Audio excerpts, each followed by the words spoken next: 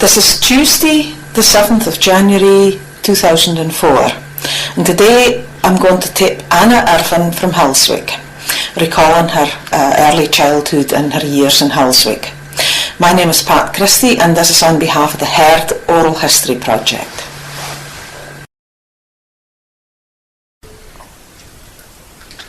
Right, Anna, can you tell me what your favourite toy was when you were a wee lass? Yes, I can. It was a doll's horse that my grandfather made for me. And had a front that opened, and it had 4 rooms, and I spent a great lot of my time sorting out this doll's horse. Yeah. And I suppose he'd made it like that so the whole front opened out, so that for a bairn you could actually win in the rooms. And he'd made furniture because it was the wartime. Therefore you couldn't buy things like that. So that was what I meant most. Was it painted? Yes, it was painted, and it had cellophane for the windows. Right. And each room was painted a different colour. And where he'd got them from, I don't know, but he had pretty like transfers on up the walls, pictures, and he'd put cutting linoleum on the floor. That's and then lovely. Make this furniture. Yeah. So. And did you get the right sized pretty dolls, or what did you? Not at that time. No. But later on, I might get them pretty dolls going. No, I just had to be the person that was changing. Yes. Good for your imagination. Well, I suppose it likely was, but you didn't think of that when you were playing with it. Yeah. Can you tell me where you were born? Yes, I was born on Gateside, just it's up above the hall here in Hillswick. That was in March 1931, and at that time it was a working craft, and my grandmother, my father's mother and aunt still lived with us, so I was brought up with older folk as well as my parents, which I think was great for a bairn, for your granny very often has time for you when your mother is harassed by other things. What do you mean?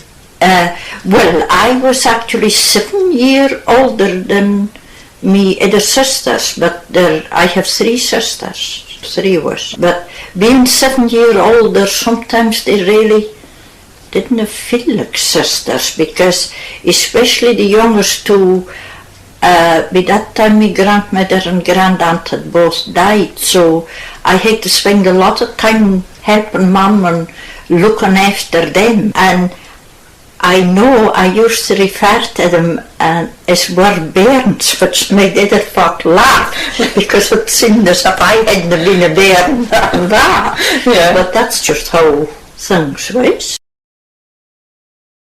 And what size was the house? Oh, it was just at that time, it was just 2 down and 2 pretty closets, in went upstairs and went understairs. And then in 1939, my father begged an extension on the back with a kitchen and a bathroom, which was a great novelty. And we were there until 1947, so you can say my childhood was all spent on a craft.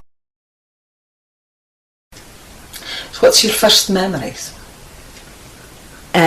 Going up the stairs with my grandmother behind me, and we were going up the stairs because my great-grandmother was still alive, but she was an invalid, and my grandmother was going up with this cup something, and I can mind this lovely smell, and I begged for a taste of this, and when I got it, it was Bavra, and I can mind spitting it out and eating it. Now, I was only, my mother tells me I would have been 2.5, and that seems, but that was just etched on my mind, but then I had no much other minding till I likely was 4 or that. But whether it was the taste of the bottle was too much for me, I don't know.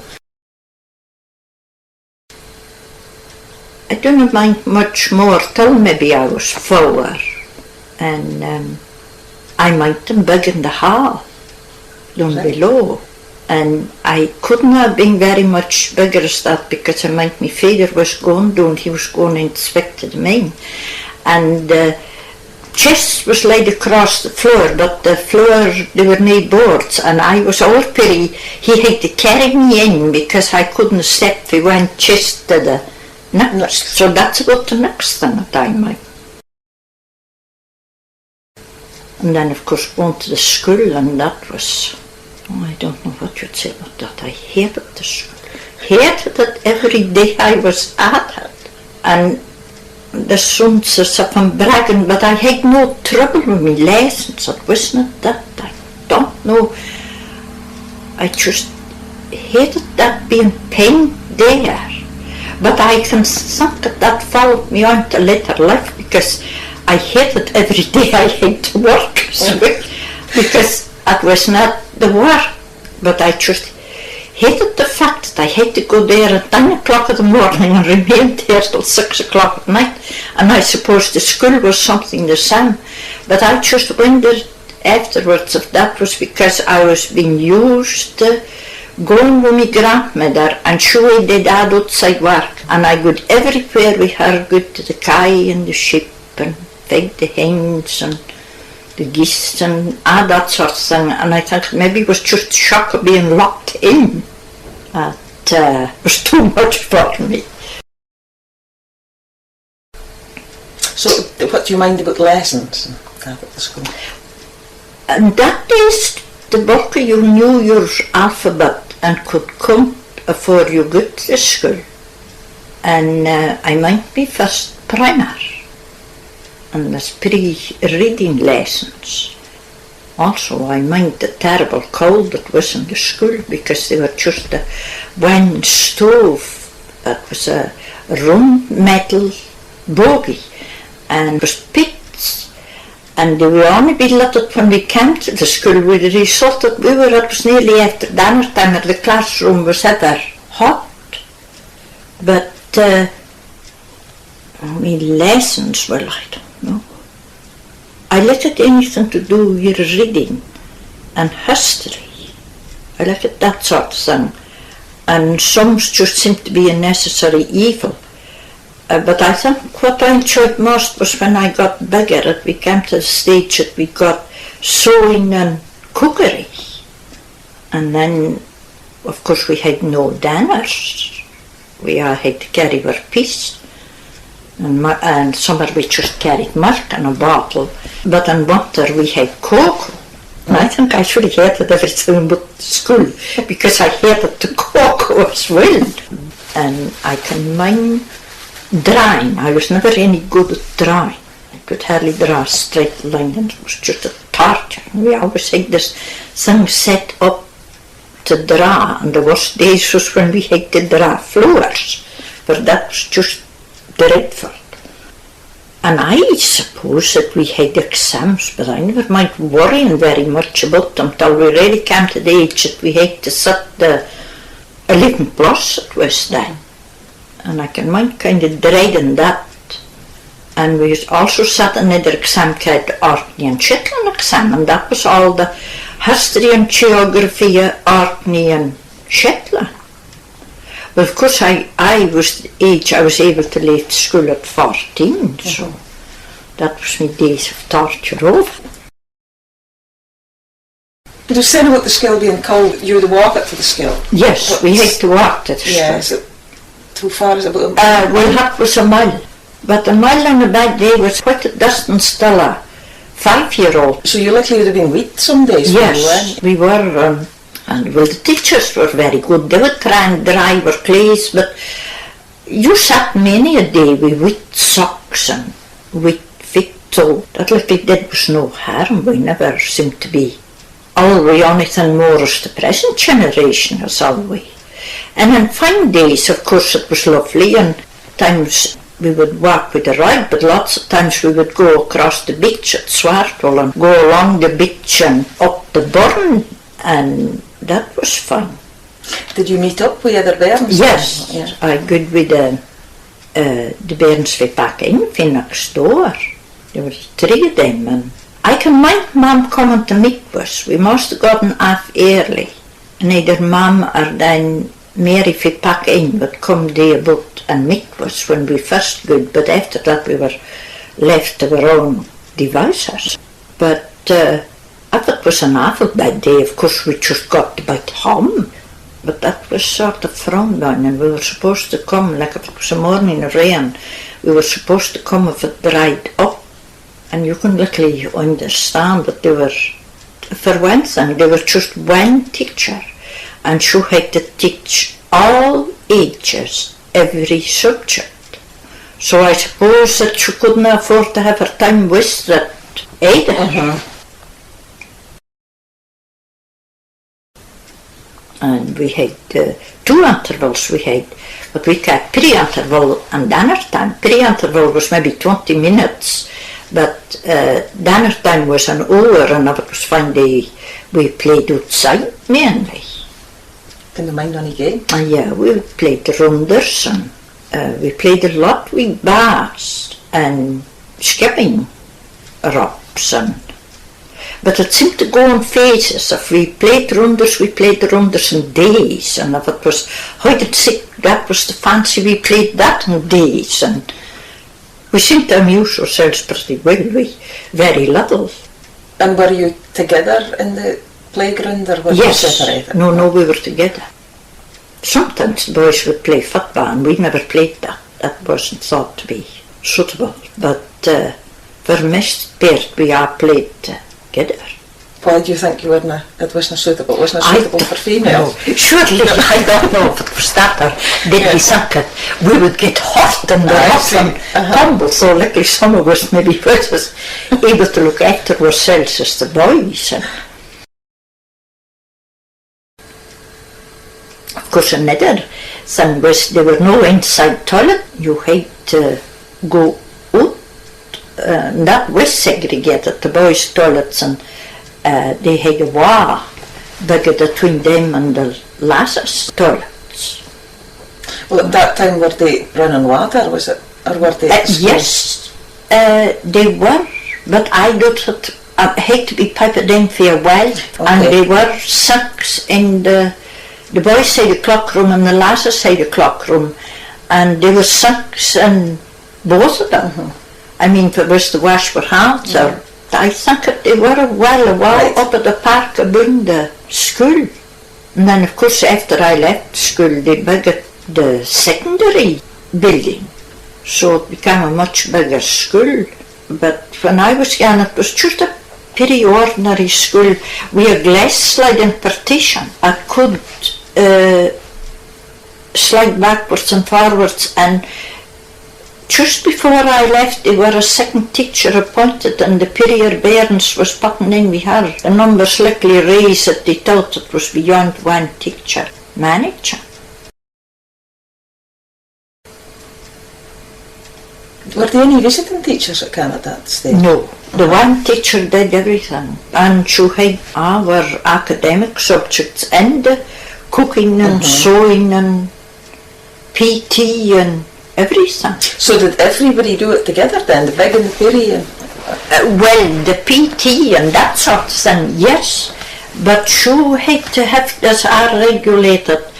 I think that when we were doing the cooking, then the air classes got silent, ready, or they were set to exercise of some kind to keep them.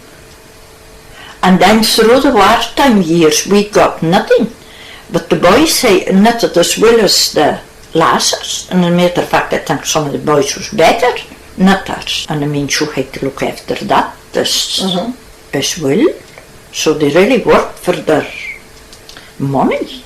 How many bairns would you say was at the school at that time? I don't know, but they must have been coming up for 30. So that maybe doesn't seem an awful lot when you think, oh, a class maybe having 30 nowadays, but then you must mind that they were all at different stages. We were from 5 to 14. So that's a lot of bairns. Well, yes, age. That was. And you said it was the wartime when you were there. What do you mind about that? I do just mind an awful lot because, I mean, this war was, but the 8-year-old bairn, that meant not. But my father was in the home guard, and I mind about them going on this home guard exercises, and just before I left the school then, I mind them coming and putting strips tip out the windows and the glass partitions. This was to be, luckily if they were air raid, and this would stop the glass just splintering in all directions.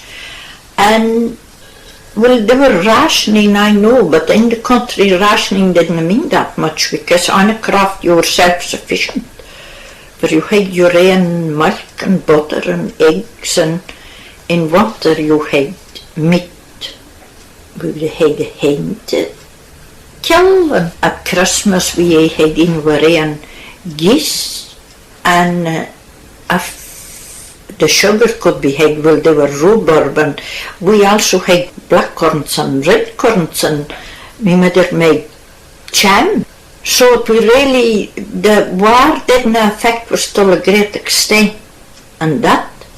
But I mind the Red Cross, and my mother was a member of the Red Cross, and they had a meeting every week, and I think a lot of what they did nothing. Comforts for the soldiers, or whatever I think it was. They made socks and jumpers and balaclavas and things like that.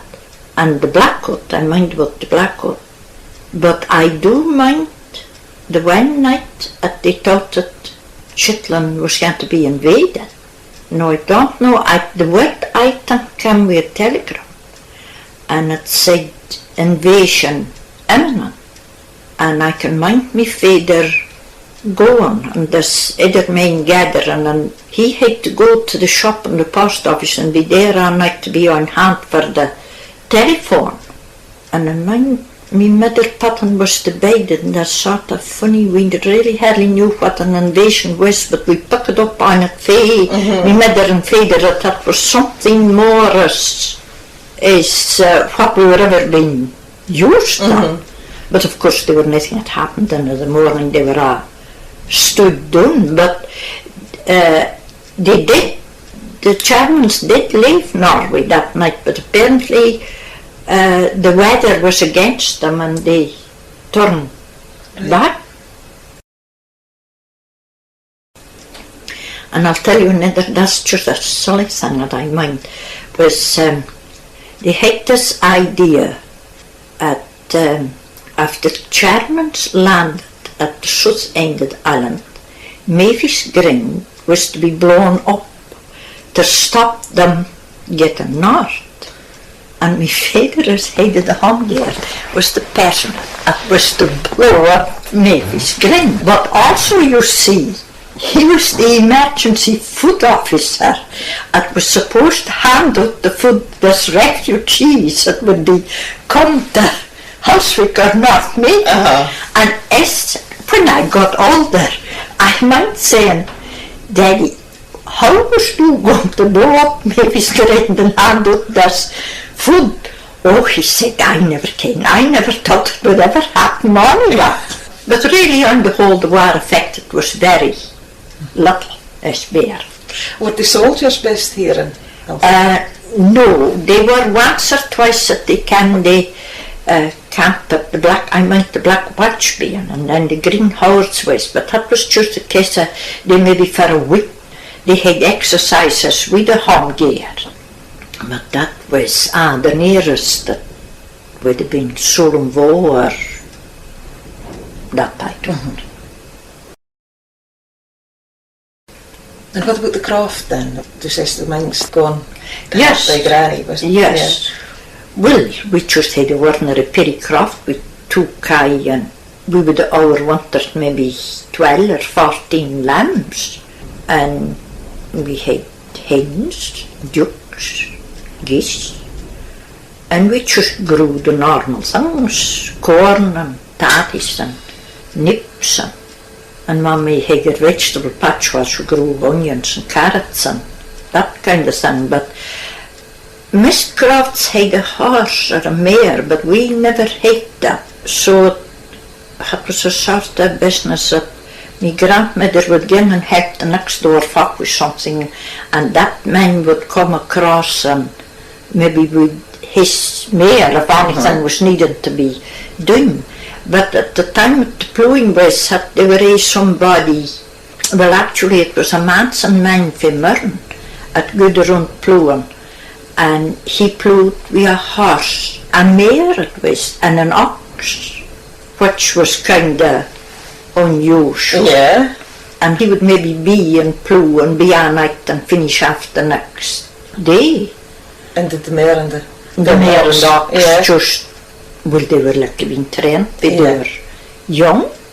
But my mother and my grandmother, they did all the hoeing and the turning of the hay. And, but then there was somebody, a miner, that employed to come and cut the corn, but they would have gathered for him and set up the sheaves and that. But I just think many a time back to that. Now, my grandmother died at 72. Now, mind you, she didn't have to do this.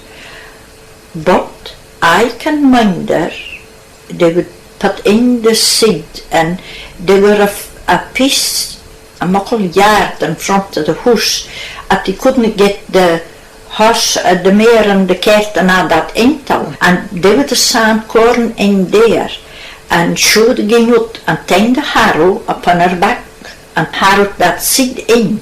And I sometimes think, no, I'm 72 now, and I just think, well, if somebody expected me to do that, I would look at them twice. But I mean, she didn't have to do it. I think she must have been a very strong person. And my granddad, she bade in, and she did all the baking and that kind of thing. And my mother, well, she had wished a tinkle, but she sort of wrote out in is was needed. And then of course when the old folk died, that was another thing, the bairns, here you mean, the bairns was superior, and my sisters was superior, and I would have to bide in with them when Mum could get out, which I resented many a time, for I can mind Jeanette and Mary, my priest, two sisters. They were only a year and a half between them, and I can mind sitting, we went at the pram and the other in the cradle and rocking the cradle with my foot and pulling the pram back and forth to try and get them both to go to sleep for the afternoon. But by the time then I was 16, my father was decided that that was too much and there was no need for it, so we got up the craft, and by that time I was working anyway. So. Did you have pit fire? Yes, pit fire, pits of the stove, and then we had a grate, the room that we sat in, and there again they had to be men employed to cast pits, but we would go and raise them. Then young Sam Manson man that did the ploughing, he would have come with his horse and cart, and I think his brother-in-law came too with another horse and cart, and they would have taken them off him and went. They were right in the hole, and they had to come over a track to take them home. And then of course my grandmother and mother were the biggest stack. So that would have been a big deal. Yes, it was indeed. I don't very much if there were anybody that ever had any other kind of fuel. But pits, well, if you'd had wood, you'd have burned wood. And I don't mind in the wartime that pit props and that coming with the sea. At each they were dried, they could be sawn up in chunks and burned. And especially the grate, whether it was the sod still lying at them or what, but you would put them on for the grate and maybe nobody lit the lamp, and then this awful bony coloured flames would come up out of this wood.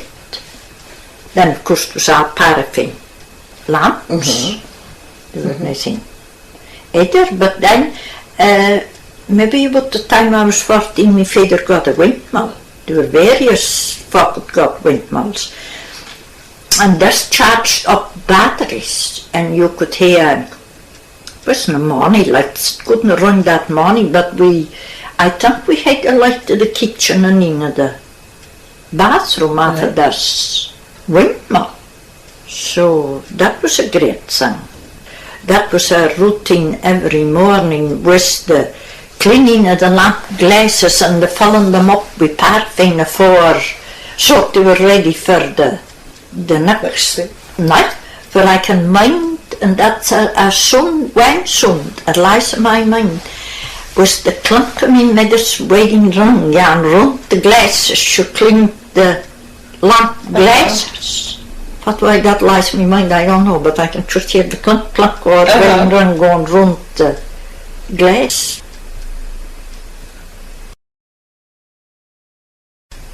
And what about water then? Well, I never mind was but here a tap at the side of the house.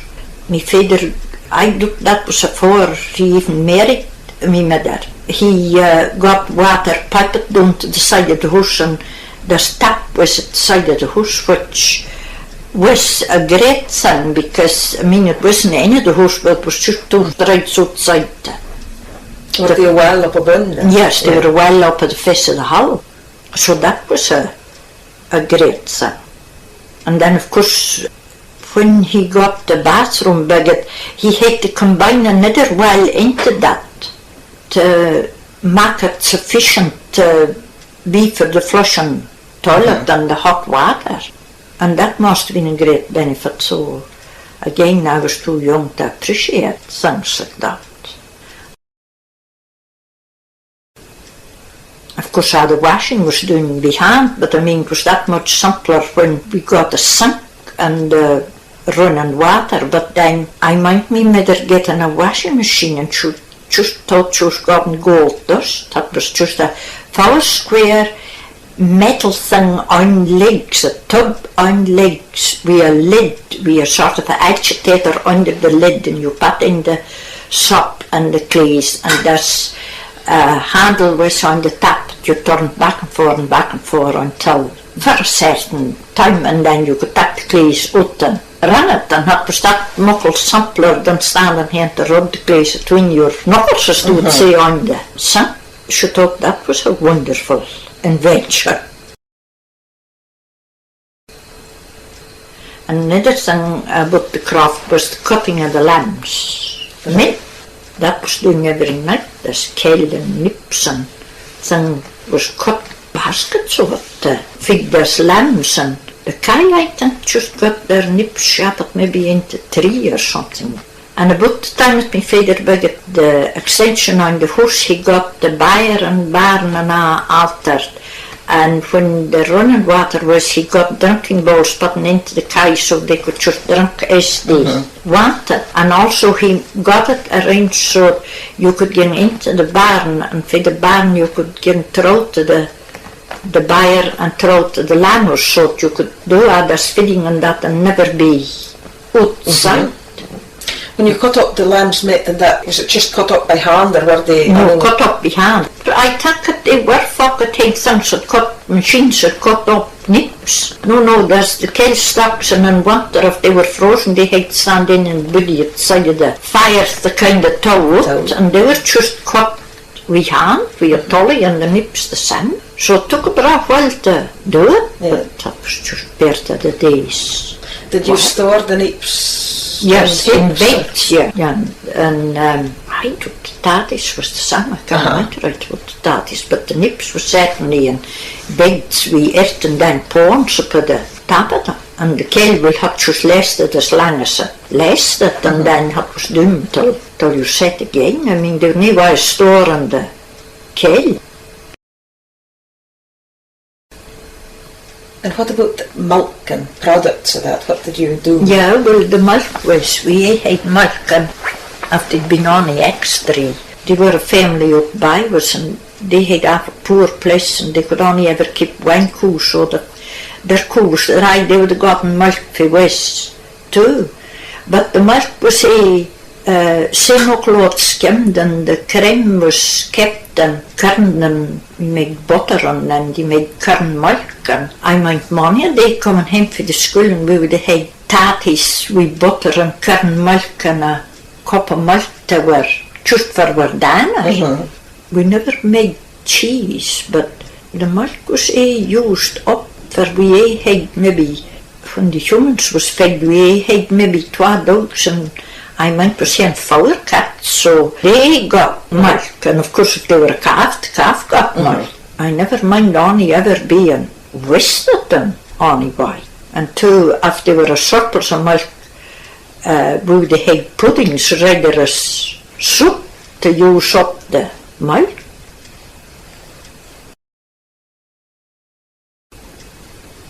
And the mother, did she bake? Yes, she baked. She baked every day. And yeah, Bab, she used to make brownies. But Mum never seemed to have the them like her. But Bab would have made them for her 12, and that was a victory stove with the ribs in the front and the front plate. And when she was doing the brownies so long, then she would the things and laid them for the front plate of the stove and laid the brownies up along so they finished by the outside. And so they doing that before we had their 12, so we would have their set brownies with fresh butter for our 12. So what's a brownie made? Well, just 8 meal and salt and rounded fat, the mutton fat rounded. For that was when the ship was killed, the fat was rounded, and you use that for anything you needed fat for. So that was shaved off in among the 8 meal, and that was just simply mixed with hot water. And the difference between hot and a hot cake was the hot cake was thin and a brownie was thick and round. And had some way shape between their hands and a sort of circular motion. And the bannocks were sometimes it was at the oven, and other times it was made up of the brand iron up at the top of the stove if they were a good fire on. But they were never, I never mind them ever bothering me any muckle fancy bread. We would have maybe made pancakes or that, but at Christmas they might have made a cake or something. Well, we had a lot as such for the shop. But I mean, they were no fancy bread about then, nothing like that. You just had to do with a slice of loaf and rhubarb jam or something. And fish, did you eat much fish? Yes. Yeah. We had a lot of fish, and too we would had politics dried and salted and had for winter. But I can mind the fish car coming. There were a fish car that came and a meat van that came once a week. Where would they come from? Well, the meat van came from west, and the fish, I thought that with came from there. It was not a van, so just somebody drove her. Somebody, maybe either as me, might mind their name. She was fish or something, but that's just because she said fish. I mean, she just had those boxes, like a car with a box sitting out in those boxes, and she just served the fish out of that. And I mean, there was nothing wasted then for you would have bought a fish head or a cod's head, and that would have been used as well. But then in summer, the men was going to the fishing or going to the creeks for sulks and that, so they maybe weren't so much out that for a fish car. With the cod's head, did you make liver heads? Or? No, my mother would just about the cod's head. Well, I never looked at it, but she would prefer what flesh or whatever was on that to just a piece of fish. But no, if we were going to make the crapping or that would have been made with heads. And the livers usually, they just melted the livers in a tin up at the top of the stove, and that would have been poured over the fish and the crab. But then every district I do take their own way doing things. And me midder campy Asians, so it luckily was a truly North Maven way of doing things. Did you go to the politics through the summer then? Yes. Yeah. I never go very much, for I never liked the sea very much. My father maybe ham and maybe twad and never mine would gang, and I can mind them too, they would gang in summer sometimes and set a herring net, and they would gang off with the boat out around the nets and they would set the net, and then they would come ashore somewhere at the back of the nest and they were eating like tea and things and that with them, so they were all night there till they held the net again at the morning. And I mean, if they were a good catch, it could pairt among them, well, that would have been sad for winter again. Did you work with cold boiled politics? Yeah, they were each just boiled and left getting cold at their brown and left it up the next day, or except maybe a few. My father was early back, there might have been some boiled and we'd had to wear supper, but most times they were just for the dinner next day. But there was some folk that fried them, but we never did that, whether it was just the way the folk say doing the boiling.